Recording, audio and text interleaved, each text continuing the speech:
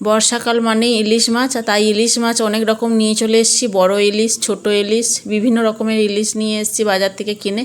তাই আজকে যেহেতু ইলিশ মাছ নিয়ে এসেছি, একটাতে ইলিশ মাছের রেসিপি তোমাদেরকে করে দেখাতেই হবে।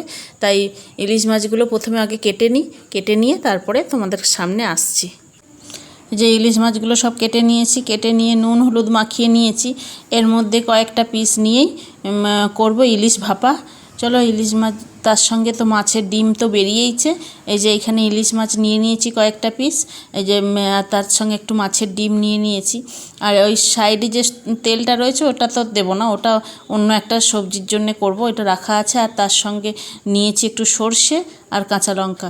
সর্ষে কাঁচা লঙ্কাটা আগে বেটে নেব, নিয়ে তারপরে আসছি। সর্ষে লঙ্কাটা তো বেটে নিয়েছি, আর একটা টিফিন বক্সে এই যে মাছগুলোও নিয়ে নিয়েছি। মাছের ডিমটাও নিয়েছি। ইলিশ মাছের ডিমটা খেতেও বেশ ভালো লাগে ভাপার সাথে।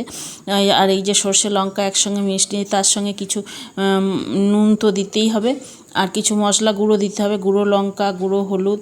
আর কাঁচা লঙ্কা দিয়েছি বলে গুঁড়ো লঙ্কাটা বেশি দেবো না, একটু কাশ্মীরি লঙ্কার গুঁড়ো দেবো যাতে কালার আসে।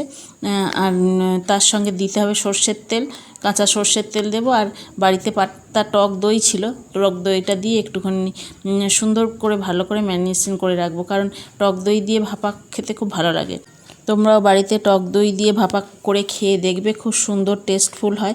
আমি তো করেছি, তাই করছিও এরকমভাবে। চলো একবার এগুলো সব ভালো করে মিশিয়ে নিই।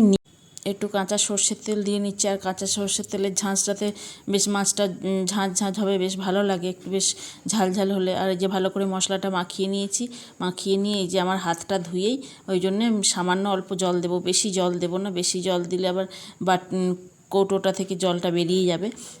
চলো এবার জল টল ভালো করে ঢাকা দিয়ে নিই। ঢাকা দিয়ে একটা গ্যাসটা জ্বালিয়ে দেবো। এবার গ্যাসের মধ্যে একটা কড়াইয়ে গরম জল বসাবো। আর এই লোহার কড়াইটা তোমরা একটু ইগনোর করো, কারণ এই লোহার কড়াইটাতেই বসাচ্ছি, যেহেতু জলের একটা কালো কালো দাগ হয়ে যায়, ওই জন্যেই এই লোহার কড়াইটাতে বসাচ্ছি। আর পাশের গ্যাসেতে দেখতেই পাচ্ছ অন্যান্য রান্নাগুলো হচ্ছে, যে ওই সব কী রান্না হচ্ছে না হচ্ছে সেগুলো দেখার জন্য আমাদের আর ঘরকন্যা ব্লগটা তোমাদেরকে ফলো করতে হবে।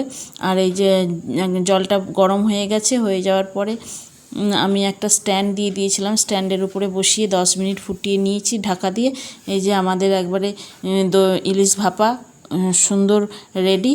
তোমরাও এরকমভাবে তৈরি করে খেয়ে দেখবে, খুব সুন্দর লাগে। গরম গরম ভাতের সঙ্গে দুপুরবেলা স্পেশাল রেসিপি ইলিশ ভাপা।